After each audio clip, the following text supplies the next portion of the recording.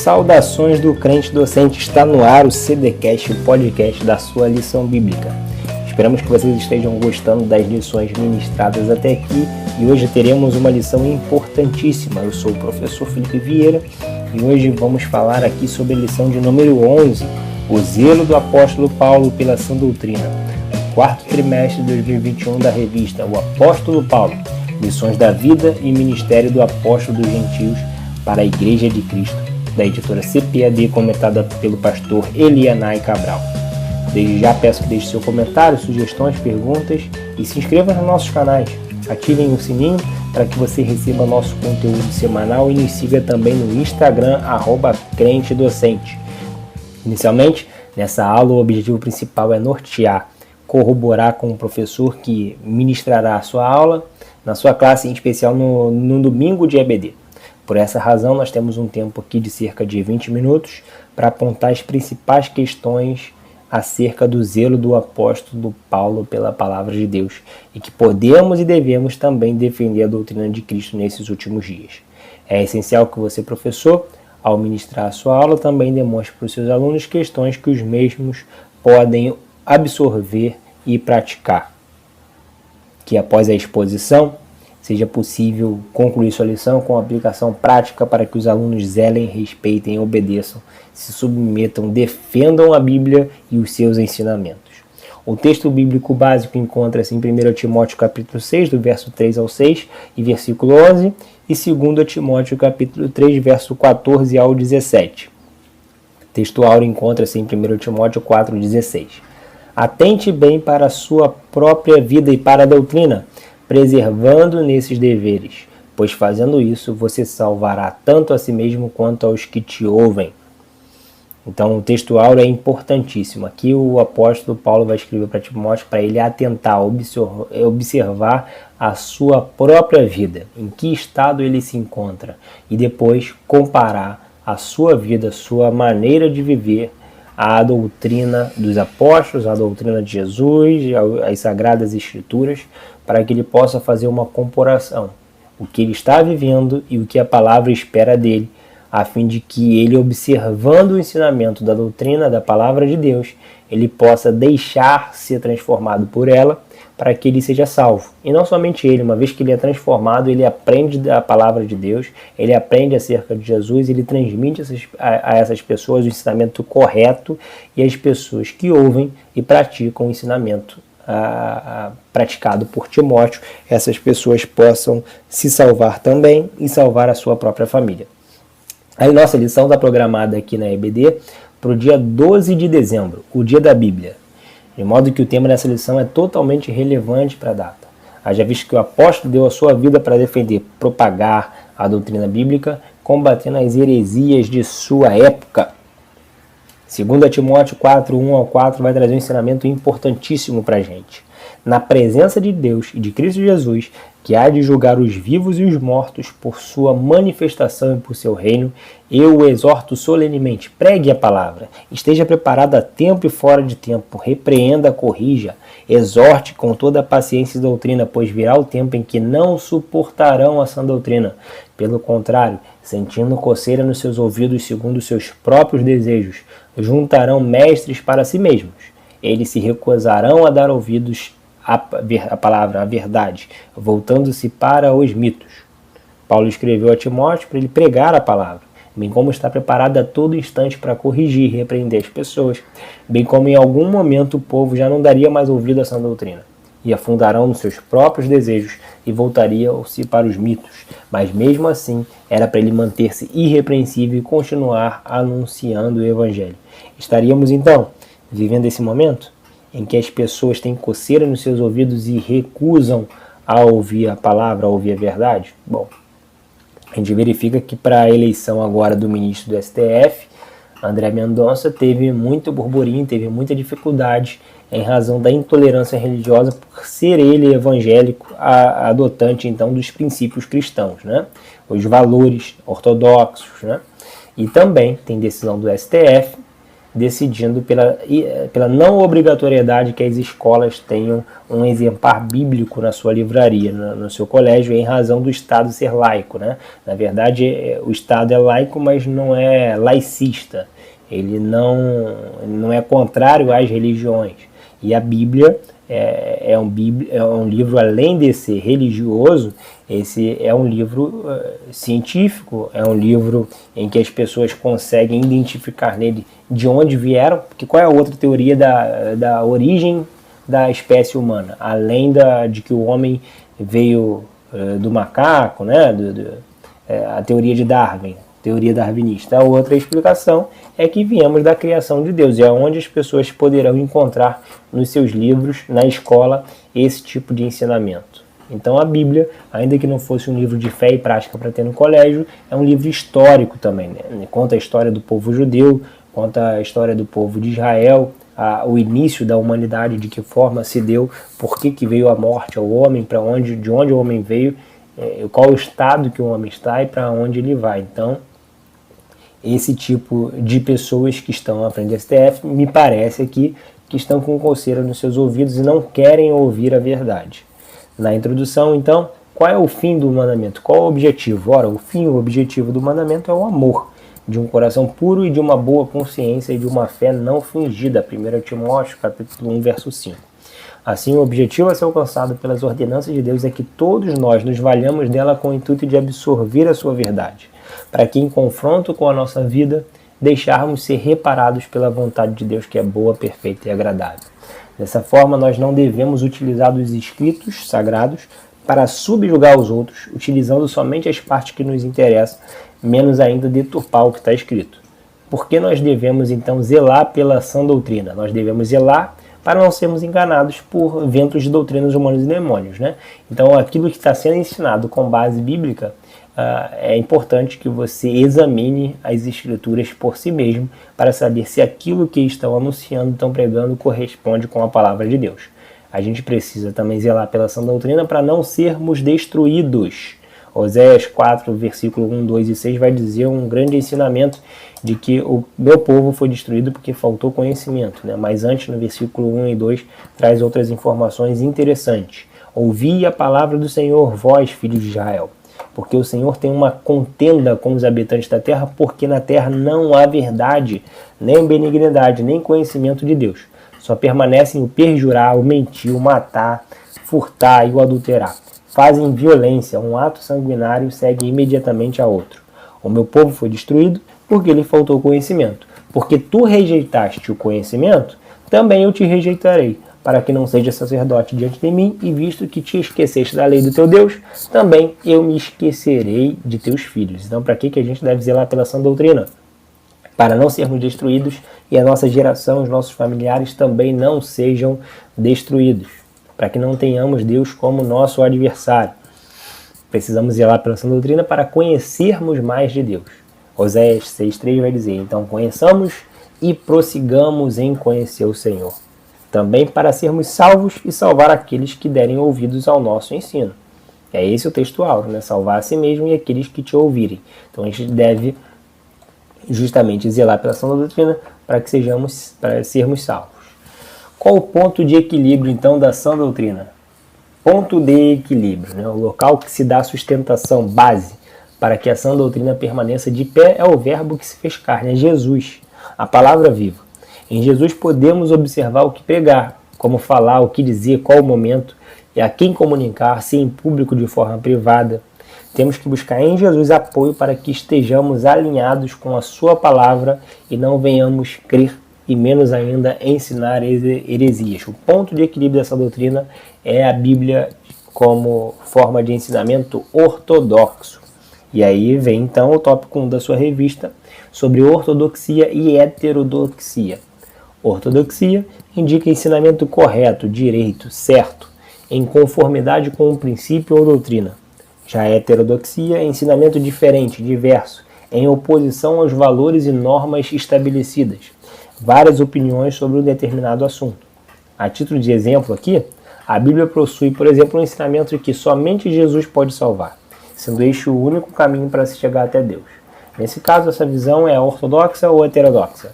É a ortodoxa, porque ensina, prega e de acordo com a palavra de Deus, né? Jesus é o único caminho, a verdade e a vida. Ninguém vai ao Pai senão através de Jesus. Então esse ensinamento bíblico, essa verdade, né, essa doutrina bíblica de Jesus e dos apóstolos é uma doutrina ortodoxa.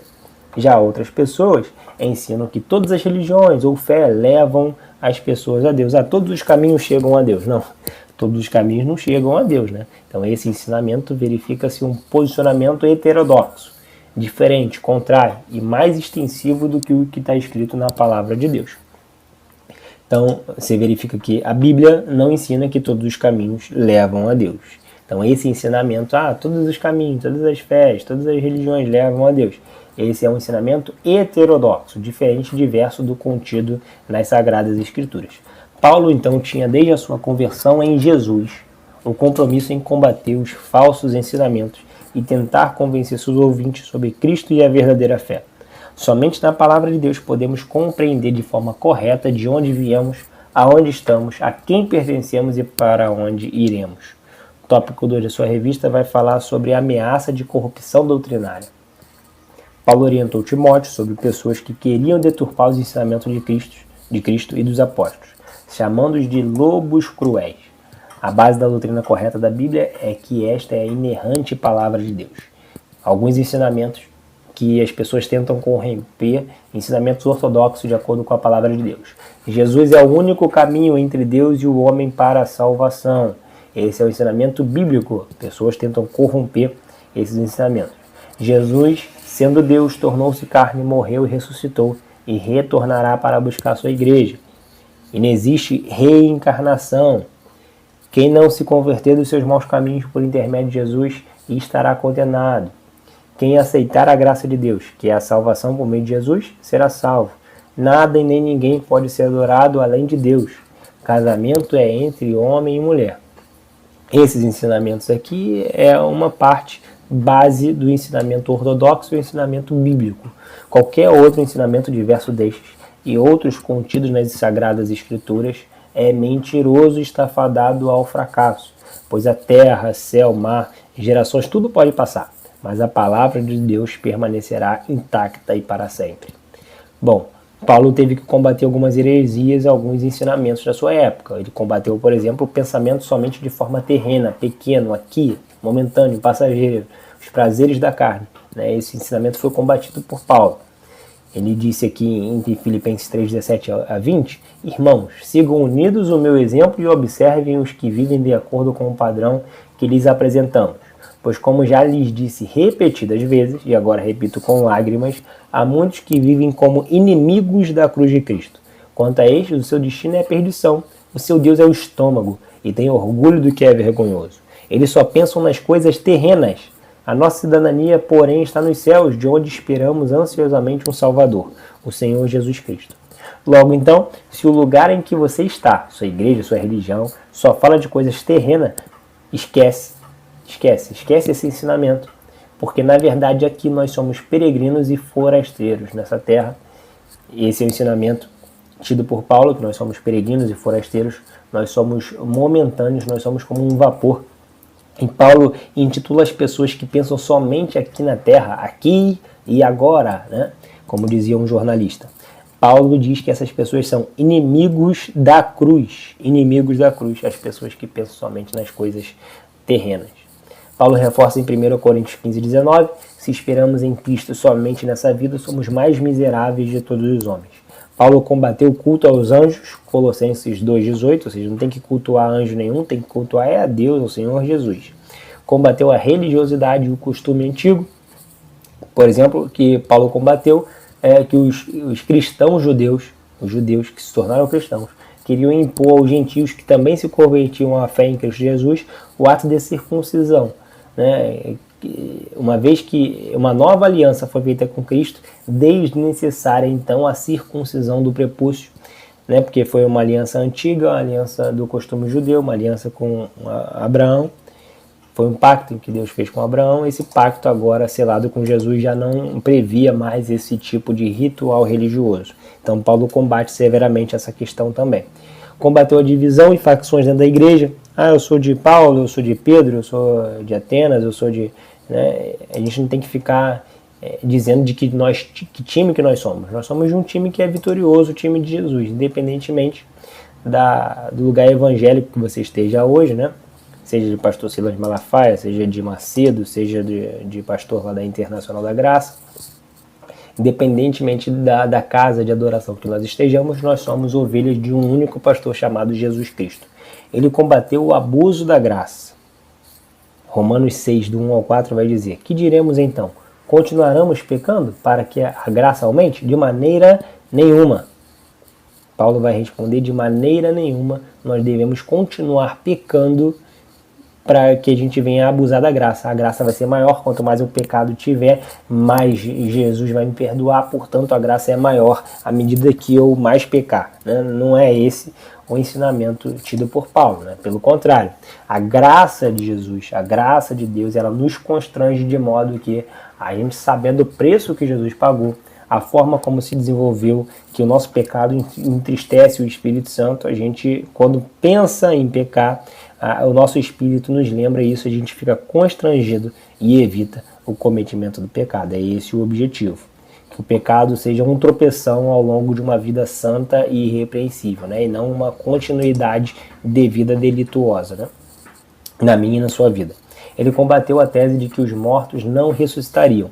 Ora, se prega que Cristo ressuscitou dentre os mortos, como dizem dentre vós que não há ressurreição dos mortos? Olha, se Jesus não ressuscitou, em vão é a nossa fé. 1 Coríntios do 15 ao 12 ao 18 você consegue verificar essa narrativa dele, né? Então, se Cristo não ressuscitou, a gente está morto nos nossos pecados, a gente não vai ressuscitar. Então, esse ensinamento que estava gerando um burburinho na época, Paulo combate também severamente. E nos dias atuais, quais são os nossos desafios na defesa e proteção da Bíblia? Nos nossos dias, há seitas, cujos líderes se dizem pastores e possuem, por exemplo, relação homossexual com o nome de igreja. Cuidado! Religiões que cultuam Satanás e seus demônios, denominados como entidades. Está errado esse ensinamento heterodoxo. Igrejas que possuem e veneram ídolos, santos de barro. Esquece, está ensinando coisa errada. 1 Timóteo 4, 1 ao 2. Mas o Espírito expressamente diz que nos últimos tempos apostatarão alguns da fé, dando ouvidos a espíritos enganadores e a doutrinas de demônios, pela hipocrisia de homens que falam mentiras, tendo cauterizado a sua própria consciência. A banalização do casamento é um desafio hoje, a banalização da família, dos relacionamentos. Casou, não deu certo, separa. Não é essa a ideia do casamento. A ideia é você perdoar um ao outro e levar o casamento até que a morte os separe. Os egos, as individualidades, desejo exagerado por bens, a vulgarização do ato sexual são motivos e desafios que nós temos nos nossos dias. A tentativa de calar nossa voz, a tentativa de calar a Bíblia por essa geração que não quer ouvir a verdade. Não só não querem ouvir, bem como querem impedir que os outros ouçam. Então, alguns aqui desafios que nós temos nestes dias. Por isso é importante orarmos, buscarmos direção a Deus, consultarmos, lermos, devorarmos mais a Bíblia, para que a gente venha defender a nossa fé com autoridade e zelo, assim como Paulo fez. O tópico 3 da sua revista vai dizer sobre a igreja como guardiã da sua doutrina. Deus zela e protege a sua igreja, pois o fim virá quando o evangelho da salvação por meio de Cristo for pregado a todos. Assim as portas do inferno não podem, não prevalecerão contra a igreja do Senhor. Desta forma, Deus elegeu a sua igreja como detentora da verdade, incumbindo-a de guardar a sua integridade e a propagar e difundir a todos o conhecimento genuíno da vontade de Deus para a humanidade.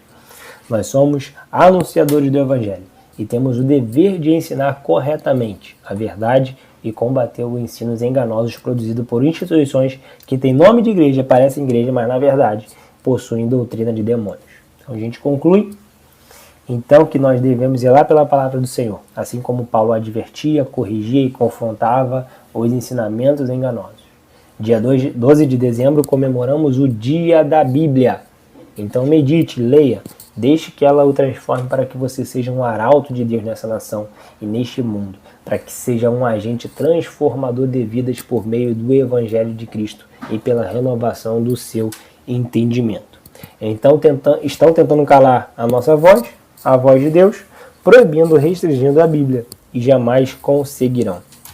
Importante ainda é que a palavra de Deus deve estar arraigada em nós, para que ao abrirmos a nossa boca saia vida, salvação e esperança às pessoas que nos ouvem. O que você pode fazer, assim como Paulo fez no tocante à palavra de Deus? Proteja, zele, honre, obedeça, pregue, ensina, corrija, incluindo sempre amor em todas as suas ações. Eu, Felipe Vieira, agradeço essa riquíssima oportunidade no Crente Docente com o objetivo de fixar Cristo na sua mente.